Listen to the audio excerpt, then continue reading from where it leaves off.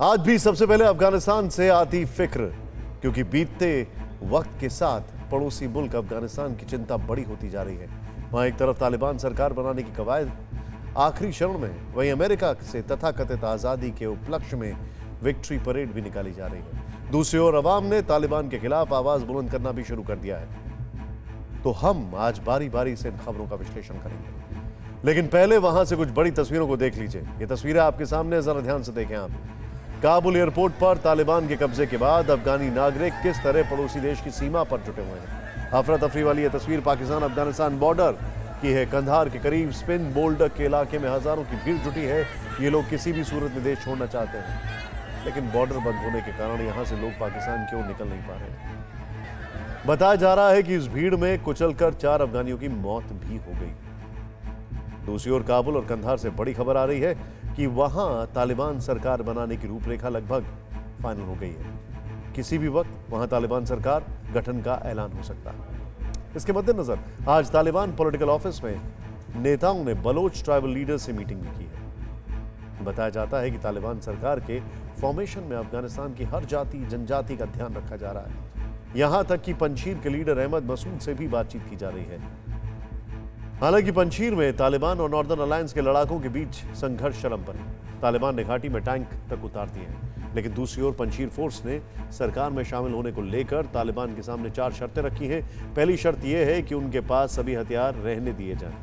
दूसरी शर्त, नई सरकार में 30% भागीदारी हो।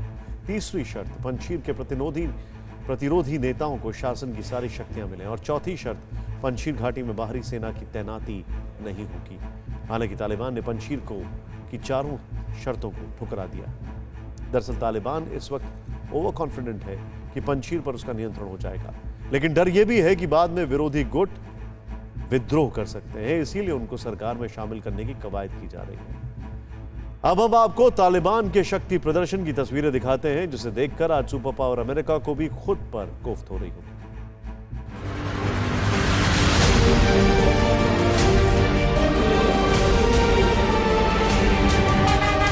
ये तालिबान की तथाकथित विक्ट्री परेड है, जिसमें सैकड़ों मिलिट्री गाड़ियां, एडवांस व्हीकल, हजारों खतरनाक हथियार और विध्वंसक टैंकों का रेला है, जो कई किलोमीटर लंबा है।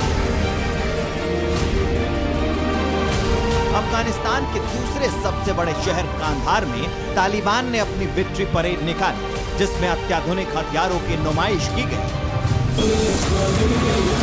इस शक्ति प्रदर्शन में अमेरिका के ब्लैक हॉक हेलीकॉप्टर्स भी दिखे, 72 बंद गाड़ियां भी दिखी, माइन रेसिस्टेंट अम्बुश प्रोटेक्टेड व्हीकल भी दिखी। अमेरिका और नाटो ने अफगान फोर्स को जो तमाम जंगी हथियार दिए थे, वो सब दिखे।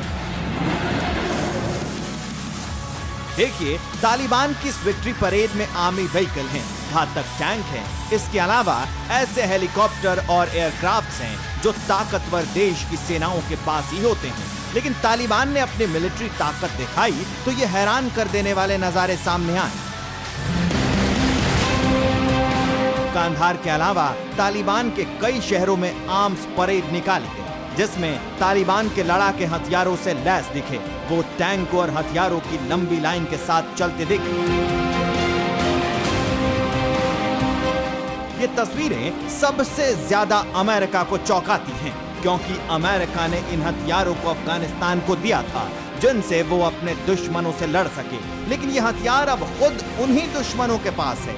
एक रिपोर्ट के मुताबिक छोड़े गए अमेरिकी हथियारों के दम पर अफगानिस्तान में 166 देशों से बड़ी आर्मी तालिबान की हो गई है। अमेरिका के $85 बिलियन के हथियारों पर तालिबान का कब्जा है। अमेरिका 8,84,000 हथियार और सैन्य उपकरण छोड़कर भागा है। 6 लाख के करीब आधुनिक सैन्य हथियारों का जखीरा है। अमेरिका के 208 विमान और हेलीकॉप्टर्स अब तालिबान के कब्जे में हैं। इसमें 60 ट्रांसपोर्ट विमान हैं, जिनमें C-130, C-182, T-182 और AN-32 शामिल हैं।